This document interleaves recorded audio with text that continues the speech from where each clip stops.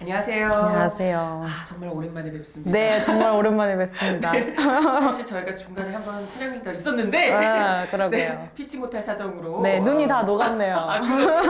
오늘 때 촬영했는데 저희가 그러게요. 네, 오늘 정말 또 중요한 이야기를 가지고 와주신 녹색전환연구소 김혜미 연구원님. 네, 반갑습니다. 네. 네. 이번에 IPCC 총회가 스위스에서 열렸다고 네. 들었거든요. 네. IPCC 총회 제가 공부해 본 결과 기후변화에 관한 정부 간의 협의체라고 하더라고요. 네네네. 그런데 뭘 협의를 하는 건가요? 벌써 이제 58번째 총회가 열렸던 거고요. 네네. 그곳에서 그 정부 간 협의체가 모여서 만장일치로 승인된 보고서가 발행되는데요. 이번에 이제 그 종합보고서가 발행된 것입니다. 네. 그럼 이번에 발행된 종합보고서에서는 좀 주목할 만한 내용이 있었을까요? 그 IPCC 보고서에서 그동안 좀 어떤 이야기들이 있었냐면요. 지금 이 탄소 배출량으로 인해서 발생하는 지구 온난화가 어떤 이의 책임이냐 이런 얘기들도 그 안에 있었어요. 그런데 뭐 이전에 약간 그런 얘기도 있었습니다. 그러니까 지구가 그냥 자체적으로 이렇게 뭐 변화되는 모습일 수도 있다. 이 지구 온난화라는 것이 이런 게 그 안에 담기기도 했는데 이번 보고서에서는 이것은 완전 100% 인간의 행위로 인해서 이런 지구 온난화가 더욱 심각해지고 있는 것이다 라는 것을 모든 과학자가 입모아서 얘기했던 것이 굉장히 또 좀 주목할 만한 내용이고요. 또 한편으로 안타까운 것은 이제 저희가 지구 평균 기온 우리 옛날에 한번 네. 기억나시죠? 네. 그 체온이랑 제가 네. 비교해서 네. 설명했던 거. 네. 그게 이제 평균 기온이 1.5도씨 이상으로 올라가면 정말 큰일 난다고 제가 네. 그때도 얘기 드렸었는데 이것을 막을 수 없을 것 같다. 라고 좀 얘기가 나왔어요. 이제는 이제 1.5도씨를 막는 것이 굉장히 어려워질 정도로 탄소 배출량이 굉장히 높아지고 있고, 우리가 정말 절실하게 감축해야 한다. 혹은 감축하지 않으면 어떻게 적응할 것인지에 대한 정말 구체적인 계획이 필요하다. 뭐 이런 얘기들도 이 안에 있었고요. 그러면서 이제 언론에 많이 인용됐던 것은 그렇기 때문에 당분간의 이 10년 동안 국가들이 어떻게 하냐에 따라서 앞으로 수천 년간의 미래가 결정된다라고 이번에 좀 이야기한 것이 언론의 보도도 많이 되었던 것 같아요. 그래서 제가 생각하기에는 이제 이 다음 보고서는 아마 2030년 정도에 나올 겁니다. 그러면 제가 보기엔 2030년, 2050년이 그렇게 중요하다고들 얘기하잖아요. 우리 2050년까지 탄소 중립을 하려면. 그러면 2030년에 나오는 이 IPCC 보고서에서 우리가 이제 진짜 망했어요 라는 얘기 안 들으려면 지금 이 10년이 너무나도 중요하게 되는 거죠. 그래서 저는 마지막으로 과학자들이 인류에게 전하는 희망의 메시지를 찾아볼 수 있는 IPCC 보고서가 아닐까. 그리고 그런 마음으로 정치권, 정부가 이것을 승인해줬어야 하는 것 아닌가 이런 생각으로 좀 IPCC 보고서를 읽었고요. 워낙 방대한 양이고 이게 다 영어이기 때문에 굉장히 어려운데 인포그래픽 같은 것들이 굉장히 잘 그려져 있어요. 그래서 저는 조금 뭐 언론에서 이 그림으로 본 IPCC 보고서 이것만 해도 너무 좋겠다라고 생각이 들 정도로 그래서 전체적인 보고서를 살펴보기 어려운 분들은 이제 그렇게 그림이라도 좀 보시면서 과학자들이 기후위기를 이렇게 진단하고 있고 우리가 앞으로 나아갈 사회가 이렇게 좀 변화되어야 하는구나를 좀 함께 알아보시면 좋을 것 같습니다. 네. 국가 간 협의체라고 하셨고 또 세계적인 이런 흐름이라는 건데 그러면 좀 요 세계적인 추세에 우리 정부도 좀 발맞춰서 나가야 되지 않을까 이런 생각이 들거든요. 네. 좀 뭐 기대는 별로 안 되지만 우리 정부에서 좀 네. 뭐라고 좀 이렇게 대응을 내놓은 게 있을까요? 네, 그 우리 정부 그리고 우리 국회도 이제 탄소중립 기본법이란 걸 지난번에 이제 한번 제정했다고 잠깐 얘기 드렸고 그 탄소중립 기본법에 의해서 처음으로 탄소중립 녹색성장 기본계획이라는 것을 얼마 전에 발표했어요. 근데 이제 이 발표가 너무 공교롭게 IPCC 보고서가 발표된 새벽 그 다음 날에 이제 그것이 이제 기본계획이 나오고 그냥 공청회를 했습니다. 그래서 사실은 이 글로벌 스탠다드 그리고 정부 간 협의체가 고려하고 있는 기후 위기의 심각도에 대해서 한국 정부가 얼마나 엄중하게 이거를 고려하면서 기본계획을 세웠느냐를 너무나 구체적으로 비교할 수밖에 없는 그런 상황이 된 거예요. 그런데 이제 네, 기본계획을 진단해보자면 정말 마음이 아플 정도입니다. 실제로 우리가 탄소 감축을 시키라고 했더니 이제 사실은 그 계획을 감축시켜버린 것이 이번 정부라고 저는 좀 평가를 하고 있습니다. 그러니까 예를 들면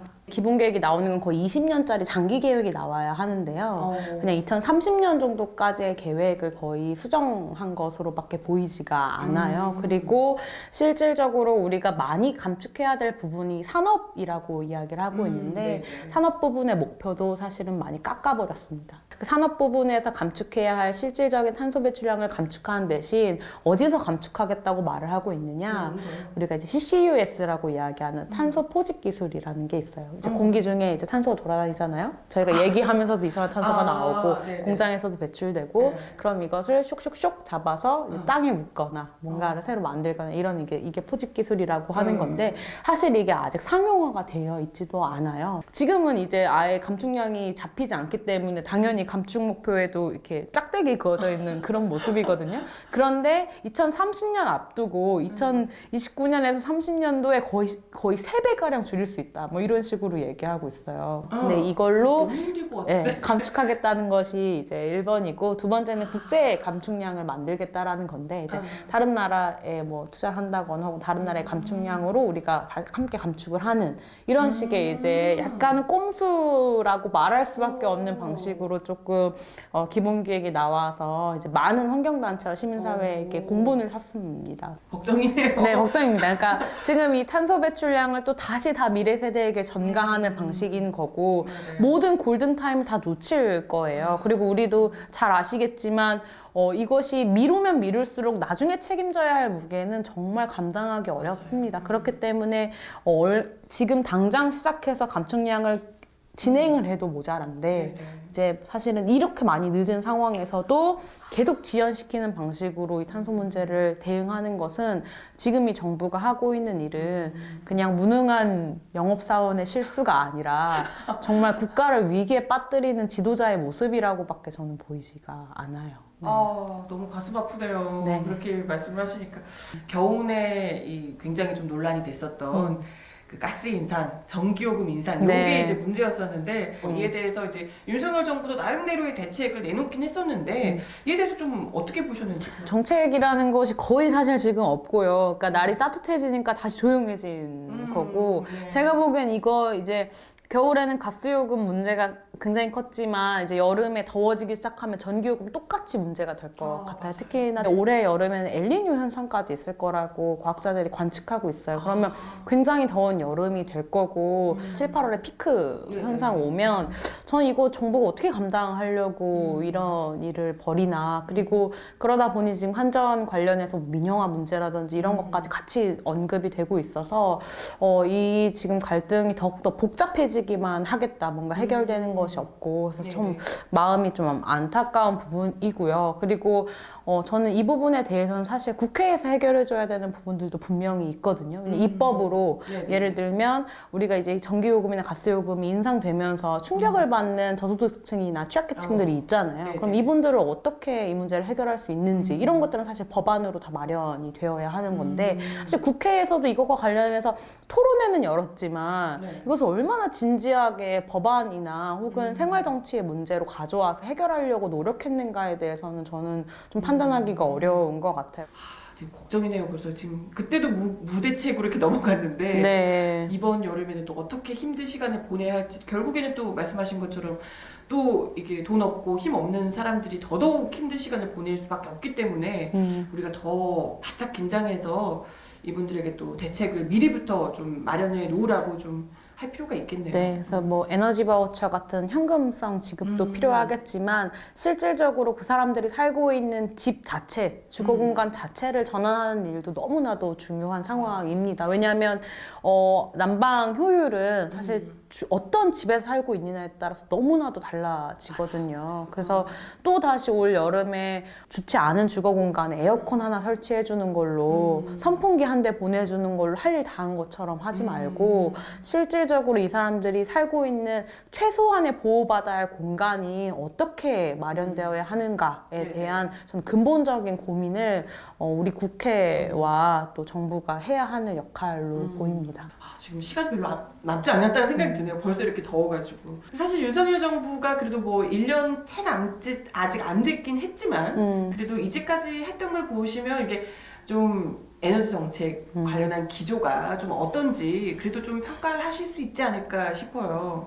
네, 좀 여러 가지 장면들이 있을 것 같아요. 네. 이제 역순으로 짚어가 보면 제가 오늘 좀 주요하게 말씀드렸던 탄소중립 기본 계획이 네. 어떻게 나왔는지 우리가 이거 볼 수 있을 것 같고, 그 전으로 돌아가 보면 사실 이제 전기본이라고 하죠. 우리 이제 전력 기본 계획 네, 관련해서 전력 수급 기본 계획 관련해서도 우리가 어떻게 전력을 수요하고 공급할 것인가에 대한 고민을 하는 그런 것인데, 그 계획도 사실상 한 차례 난리가 났던 것이 이제 재생에너지 비율을 확 줄이고 원전 비율을 높였던 부분이 있어요. 그런데 사실 우리가 아직도 원전에서 발생하는 사용 해결료 어떻게 처리할 것인지에 대한 방법 없거든요.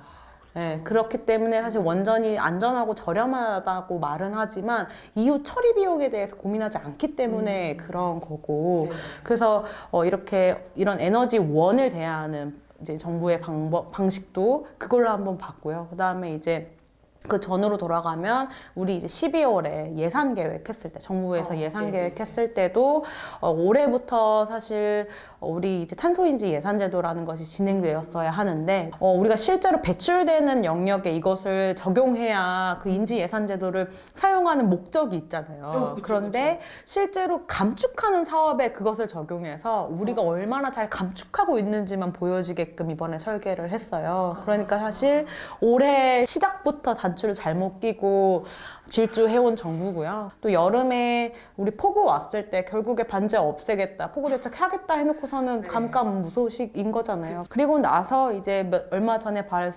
발행한 그 기본 계획을 봐도 이 정부가 실제로 기후 위기라는 위기에 대처할 실력이 있는가, 혹은 진정성이 있는가에 대해서는 의심의 여지 없이 없다라고 사실 볼 수밖에 없는 상황이고요. 그럼 정부가 이런 식으로 말도 안 되는 일을 벌여갈 때 이제 브레이크를 걸어줘야 할 분들이 있잖아요. 그쵸. 네.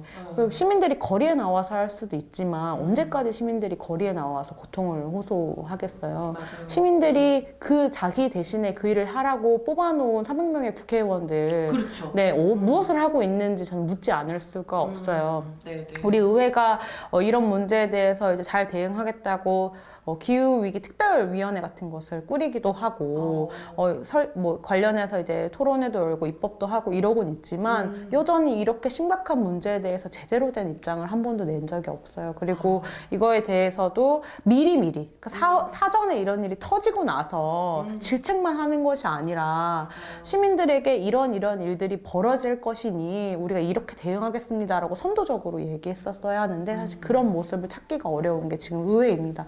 그러고 나서 이제 내년에 총선이 있을 때, 그럼 우린 도대체 어떤 사람을 믿고 어떤 정당을 믿고 이 기후 위기를 대응할 수 있는 사람들을 뽑을 것이냐에 대해서 또 물음표만 남을 수밖에 없는 거죠. 네. 근데 어떻게 보면 또 지금 내년에 총선이 지금 얼마 남지 않았기 때문에 더더욱이 어쩌면 이 문제를 좀 국회의원이 되시려고 하는 분들께 이걸 좀 잘 주입을 시켜서 요 정도는 해줘야 우리가 국회의원을 뽑아줄 수 있다. 이거 좀 어필할 수 있지 않을까. 그럼요. 그쵸.